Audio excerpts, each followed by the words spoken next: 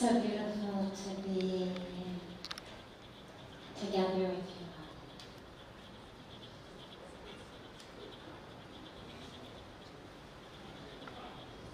all. We start, as always, with a question that's come in advance from our beautiful family joining us online.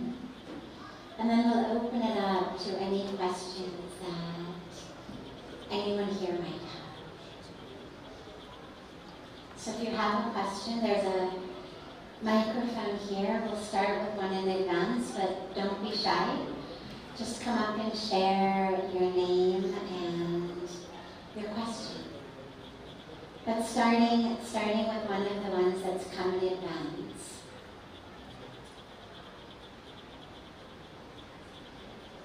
I'm wondering what you think about using plant medicines like psilocybin mushrooms, ayahuasca, etc. as a way to connect to God. Would you say this is a wise way to become more spiritual? And this is asked by Jeff in Lemon Grove, California. So there's been a really big resurgence, you can say, in the West.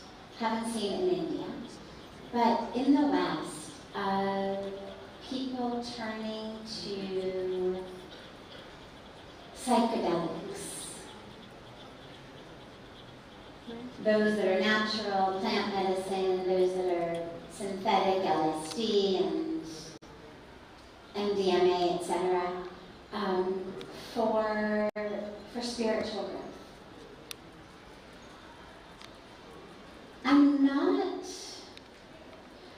not vehemently against it in the way that I'm against drinking alcohol or smoking cigarettes or things that don't have any purpose whatsoever, that in any way, shape, or form could possibly be beneficial and are simply harmful, and, as in the case of alcohol, that simply remove you from the present moment, that are nothing but an escape or a numbing from the present moment.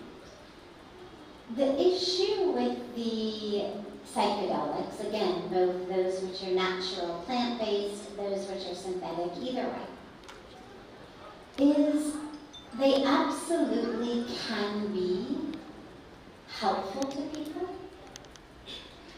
But the dilemma is, at the end of the day, you have to make a choice, which is either I'm going to take these things every day or every other day or once a week for the rest of my life to maintain the state that I'm experiencing in them, or I'm going to learn to meditate so that through my meditation I can experience those states without the help of the chemicals. And my dilemma is, unless you're prepared and enthusiastic about the idea of spending the rest of your life on these medicines, then why begin with that in the first place? Because what most people say is, well, I'm just going to take it to give me the experience, and then I'll do it through my meditation.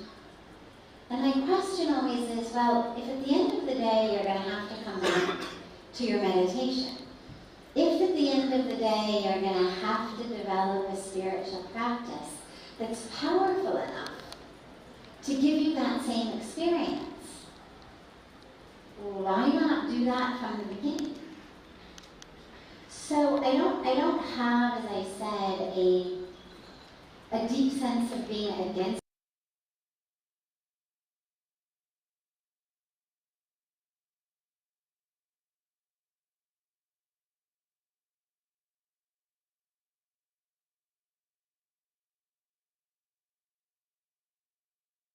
also have very, very powerful spiritual practices that are sustaining them in those states. And this is what those people use them for. And this would be the only place that I would say, if this is what you want to do, I don't have a moral or an ethical or a value or a spiritual problem with it. I still would prefer that you chose just through meditation and yoga and pranayama and seva and all of these ways that get us into that state otherwise. But here's the only way that I could see them being even properly used. You are stuck in a situation. You've got a strong spiritual practice, a daily practice, a disciplined practice.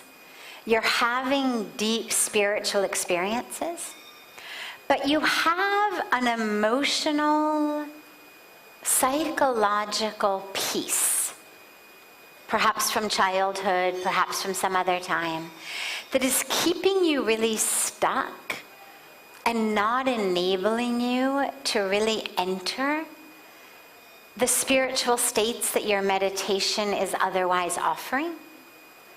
I know a lot of people who have had really great success in 1 or 2 or 3 experiences with the plant medicine in overcoming kind of lifelong spiritual, psychological, emotional stuckness.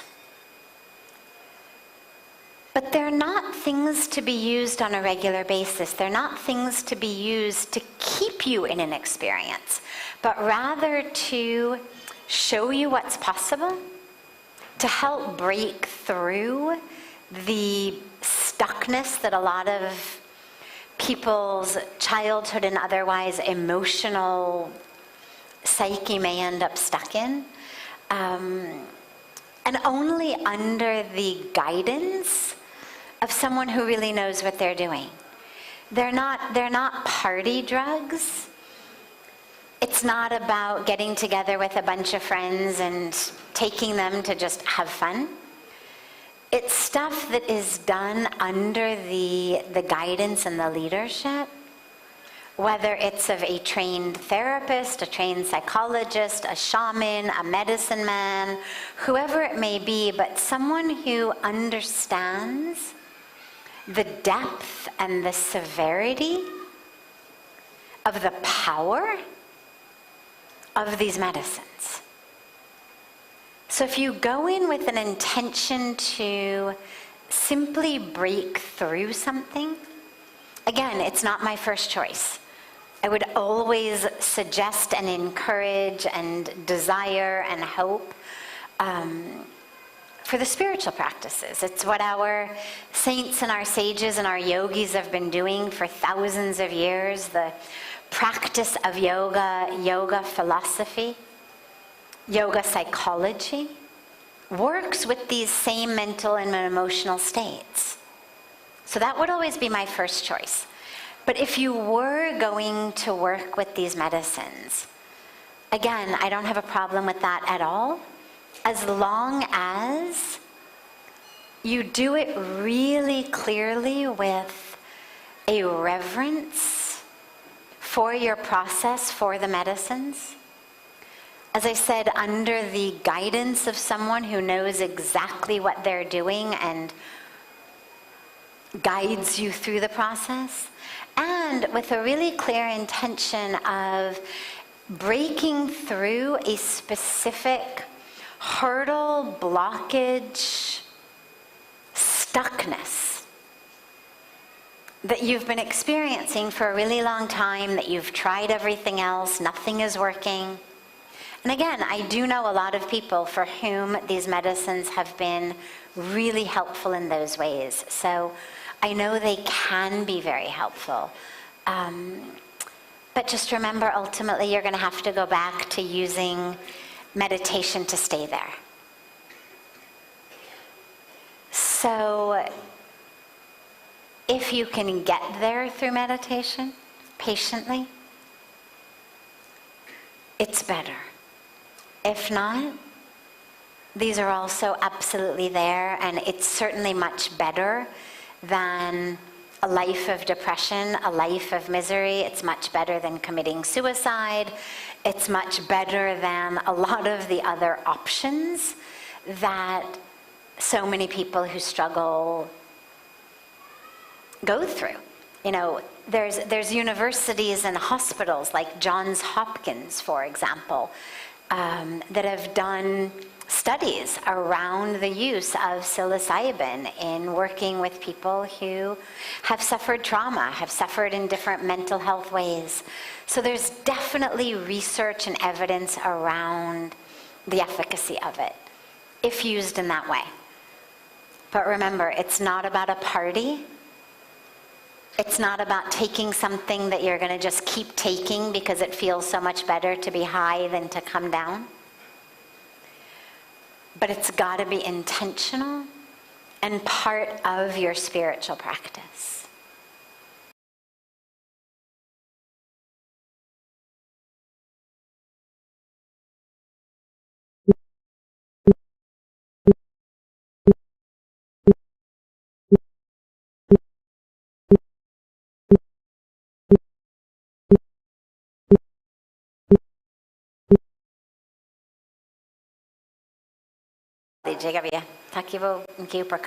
Yeah, perfect.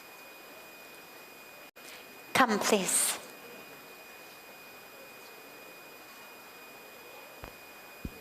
Pranam. So you talk about these... Can you come a little closer and speak a little louder? Thank you. Are you able to hear me now? So you talk about using these drugs only for...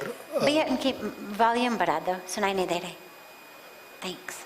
So, you know, you gave the advice for people who want to start this, right? Okay, there are specific reasons why you want to take a particular drug to overcome certain, you know, blockages or things like that. But what would you recommend for somebody who's already into something, let's say smoking, and it's an addictive pattern, and you feel guilty about it, but you are stuck there. So what do you use question for that? Great question. And I also have a follow-up on this. So you talk about meditative states and mental states, right? And it seems to me that the sort of goal you recommend is to reach that place or reach that state, but is it really going to lead to liberation? Because, for example, whatever I know a little bit... I get it fully. Adi Shankara says that knowledge is the only way to liberation. So I get it. Wonderful. Yeah. Great two-part question. So as a follow-up to the question that we just took about psychedelics and plant medicine, he said, well, what if you're already taking a drug or smoking that you are addicted to? How do you get out of that state?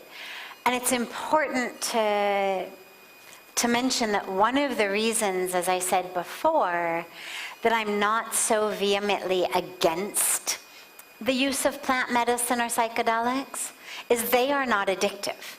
So you're not going to find yourself addicted to it in the way that you get addicted to alcohol or smoking or drugs like cocaine or heroin or marijuana or other drugs like that that actually have addictive qualities. With the psychedelics, you may get addicted to the ease with which you can experience those divine states, but the chemicals in the drugs themselves are not actually neurologically addictive. So there's no physiological addiction to the drugs. With drugs like smoking or alcohol or other addictive substances that don't actually have any kind of emotional or spiritual benefit, obviously the goal is to get unaddicted as quickly as you can and to stop using them as quickly as you can. It's not easy. their addictions. And yet, it's doable. When I was in graduate school, and in the years prior to coming to India, my early 20s, I used to smoke cigarettes. And was addicted for a few years. It was something I had picked up tragically, in a very tragic irony, I had picked it up in the recovery from an eating disorder, where everybody was smoking cigarettes, and it seemed like the lesser of two evils. And what I've seen is that a lot of people in alcohol rehab or other drug rehab will start smoking cigarettes. I went through this. And when I came to India the first time, obviously didn't smoke, spent 3.5 blissful months in divine ecstasy, had no interest in it. And when I moved back to India, I remember vividly, can still picture it, standing at the San Francisco airport. I was 25, standing just about to go in. My friend had dropped me off. I was officially moving back to India. And I remember standing there, smoking a cigarette, saying, okay, God, this is my last one. Like, here we go into a new life. And that was it. Never touched another one again. And I say this because, not to make it sound easy, but to make it really clear that addiction does not mean you are stuck forever. But you have to have enough of a motivation to give it up. For a lot of people, the motivation comes when a doctor says, my friend, you have lung cancer. We will treat it. You've got a good chance of living from it. Good thing we caught it early. But if you don't stop smoking, you will die. Or you've got emphysema, or you've got heart disease, whatever it may be. A lot of times that comes from a doctor, and people say, oh my God, and they quit immediately right there, lifelong smokers. Walk out of the doctor's office and never pick up another cigarette again as long as they live. The question for everyone who's addicted is, what's your incentive? Because you have to, a lot of people who are addicted, we want to stop, but we don't actually want to stop. We know that we should stop. So the mind says, oh, you really should stop. But you don't actually want to stop. You actually still enjoy it. And there's a part of your mind that says, nothing's going to happen to me. I'm not going to get sick. I'm not going to get lung cancer. And so you keep doing it. You're only going to stop something you're addicted to when you actually deeply want to stop. And whether it's alcohol, whether it's drugs, cigarettes, other drugs, whether it's gambling, whether it's food, whether it's pornography, whatever it is, you're only going to stop when you have an incentive. I knew there was absolutely no way I was going to live here and somehow hide a cigarette smoking habit. Like, there was no way. So my choice was, give up this stupid habit you've got, or give up your lifelong dharma. Wasn't even a choice. Wasn't even a question. The incentive was strong enough for me, but that was it. Never looked back. But you've got to ask yourself, do I want to stop? Or do I actually want to stop? And if you actually want to stop, there is so much available. It's not easy, but it is very doable. Lots and lots and lots and lots and lots of people stop drinking. The doctor says, you've got liver disease. Okay, last drop of alcohol. I've seen it happen in many people. The incentive has to be strong enough. And so the question becomes, are you motivated to save your life before you're already at death's door? Do you need to wait for a doctor's diagnosis of lung cancer or liver disease before you give it up? And only you can decide that. Nobody can do that for you. But the minute that you decide you really want to stop, it's not like you have to do it cold turkey like I did. There's a lot of programs. There's a lot of programs that take people through addiction recovery. But you have to want to stop. The second question he asked is, again, in reference to the first question around the plant medicine. He said, but can you actually attain liberation through these substances? No, absolutely you cannot. That's why I said, what they are useful for is the very singular and unique situation of someone who already has a very deep spiritual practice, but due to emotional, psychological, something that they may be stuck with, something from childhood, something maybe from later life, and they've done therapy and they've tried to work through it and they've spent years working in therapy and it's not working.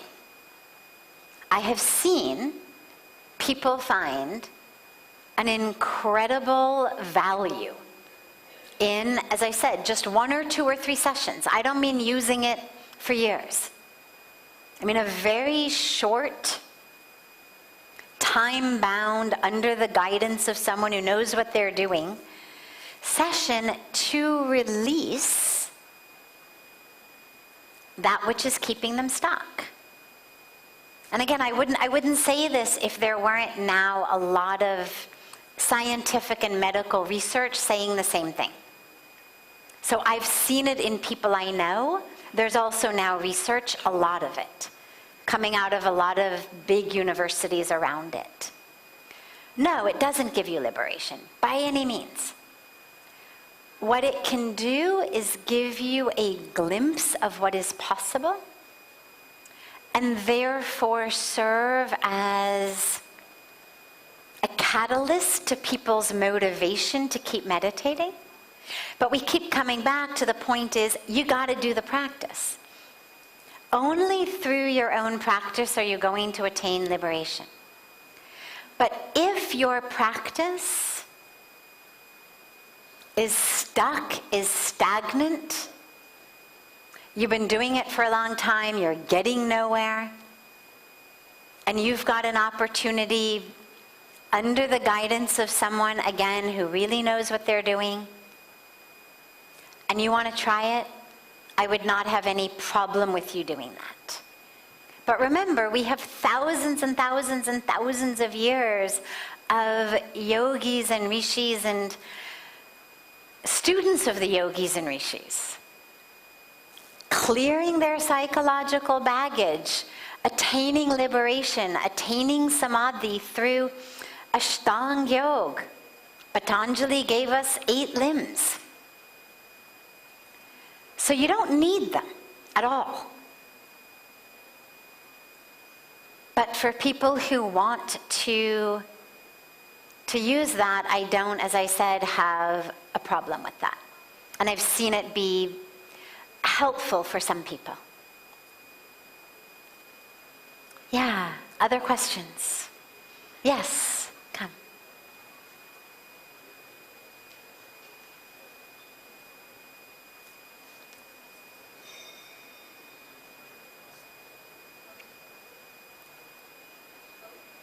Hare Krishna. Hare Krishna. Hare Krishna. Hare Krishna. Hindi में मेरा question है. अकाल मृत्यु क्यों होती है? परमात्मा जब हमें यहाँ पे भेजता है तो क्यों नहीं 100 साल जीने देता है? लाइक एक्सीडेंट हो जाना, अटैक आ जाना, मतलब संसार में वो भेजता है हमें तो 100 साल के लिए भेजना चाहिए ना. So he's asked, one sec, let's just, our students have Thank to you. go. Wonderful to see you. Yes. So he's asked, why do we have such a short time here on earth? That if God sends us here, shouldn't he send us here for 100 years, at least? You can have 100 years. The age given to us as the age of the correct lifespan in the Vedas is given as 120. 120.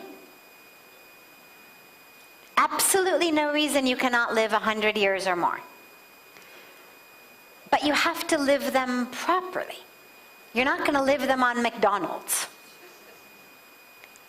If you live the life as prescribed by the yogis, as prescribed in the Vedas, absolutely you can live that long. But remember that God has given us not just our time on earth, but also apni buddhi, apni shuddhi. Our mind, our intellect, the purity of our mind and intellect.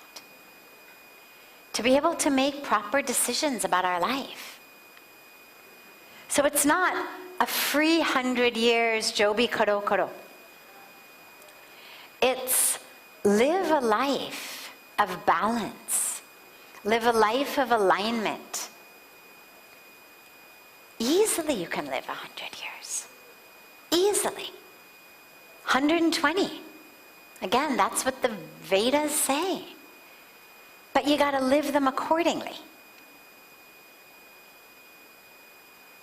Live them eating right, sleeping right, exercising right. But even more important than all of that, which a lot of our research is showing these days, is the state of your mind.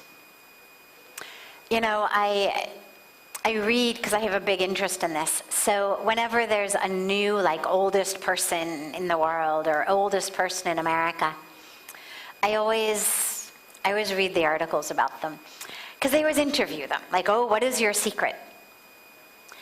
And what's interesting is some are vegetarian, some are not. Now, I'm a hardcore vegetarian for moral reasons, ethical reasons, spiritual reasons, but even though I've been a hardcore vegetarian since my teenage years, I have to admit, reading these articles, the science is could go either way. Some of them who live a very, very long time are vegetarians. They come from vegetarian cultures. Some who live a really long time come from cultures that are not vegetarian. But even the ones that are not vegetarian, they eat very, very, very little meat. They don't eat meat the way that people in non-veg societies today are eating meat. Tiny, tiny little bits. What all of their diets are consisting of, whole grains, not Wonder Bread, whole grains, good whole wheat, good millets, good rice, good, these sorts of whole grains, vegetables, many more vegetables than fruit. I always thought lots and lots and lots of fruit. Little bit, but not so much. Much more, it's whole grains and it's vegetables. And it's good fats. So whether it's good fats coming from olive oil or ghee or the little bit of meat that some people are eating, that's the diet. They all exercise. Lots, not just 45 minutes at the gym, but they're constantly kind of moving, walking. It's part of their lives. It's not a daily treadmill. It's part of their life. But interestingly, one of the most important things has to do with their mental health. Because some of them, you read these articles and, you know, they're eating ice cream into their old age or eating sweets into their old age. So again, it's not that, oh, they don't touch sugar or oh, they don't touch fat. I read them and pay attention to this. A lot of them, oh yeah, you know, eating ice cream into their hundreds, eating cake into their hundreds, but not huge portions of it. Not downing it because they're bored and depressed, so they've eaten a whole chocolate cake. But they're sitting around with the family at somebody's birthday. Yeah, they enjoy it. It's all about the mental state, interestingly. Some drink alcohol, some don't. So there's interestingly, you can kind of look at diets, you can look at all of these things. And the one thing that seems constant across them all is mental state. They all stay busy. They're very busy, they're very engaged, giving back. You know, they all say, oh yeah, you know, working till the day he died. Retired at whatever age and then started a brand new career, or never retired, depending on whatever they did. But every one of them, deeply engaged. It's never like, oh yeah, I retired 40 years ago and now I sit at home and just, you know, crochet or read or watch TV or whatever. It's always deep, deep engagement in the community. Doing work, staying busy, super busy. So that's what the science tells us about longevity. Our Vedas, Ayurveda gives specific prescriptions. It's eat a good vegetarian diet, meditate, do yoga, eat and live in alignment with seasons, with your body type, with where you live. But again, the meditation, the yoga, the sattvic food, it's not just changing your blood, it's changing your mind. And that has proven over and over and over and over again to be the key point. Be happy, be carefree, let things go, and be deeply engaged and always busy. And then, yeah, no reason you can't live to be 120. Beautiful. Yeah, last question. Namaskar. Namaskar. I would like you to give us, with the Kumbh coming up in a few months' time, I think it would be very helpful for us to know the importance of the Kumbh Mela Great question. And how it can impact and change our lives. It's a wonderful question. Are you here tomorrow by any chance? Ab kal bhi hai? Kal? Oh, okay. Otherwise, I was going to say we'll start with it tomorrow, but no problem. We'll take it tonight. The Kumbh Mela. So, as Pujya Swamiji announced in the Ganga Arati, the Maha Kumbh Mela is coming up in January and February. It's a very, very, very sacred time. It happens once every 12 years. I won't go into all of the details because that's a whole lecture in and of itself. Why Kumbh, how it formed, what the story is behind it. We'll take that up some other day. But the bottom line, it's the festival of the nectar of immortality. And so it is believed that if you have a bath in the sacred Sangam, the confluence of Ganga, Yamuna, Saraswati, at the prescribed time, that you will attain immortality. Meaning, not immortality of the body. It's not you emerge and the body never dies. But meaning that you attain liberation. Meaning that you attain that state of knowing the truth of who you are. Because the truth of who you are is immortal. So it's a time in which the air, the energy, is very, very, very sacred. It's charged. Literally, you feel it. It's a very auspicious time in that place for spiritual practices. They've got all these calculations. I don't remember them now, but it's things like meditating for 5 minutes in the Kumbh Mela at this time is the equivalent of, lifetimes of spiritual practice. It's things like that. The air, the atmosphere, the planetary alignment, and the pull is so strong that it's very, very auspicious to be there. We will be there for the entire time with a beautiful Kumbh Mela camp filled with many, many, many divine activities and programs. So yeah, it's a really sacred time to come. It's huge. There's going to be, as Pujya Swamiji said, about 400 million people.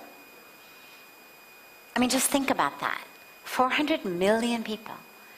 No sporting event, no rock concert, no lottery. They've come just for spiritual connection and liberation. So you're surrounded not just in this divine time, but you're surrounded by people and energy of people who are only there for spiritual growth and awakening. So it's really, really, really powerful and beautiful. I recommend to people that they come and have the experience. And yeah, come and stay with us. Beautiful. And some other time when we have more time, I'll share the full story of the Kumbh Mela. Wonderful. Kal aapki question se shuru karenge. We'll start with yours tomorrow. I hope that you all have a beautiful, beautiful rest of your evening. A beautiful morning to our family joining us from all over the world. And so much love to you all.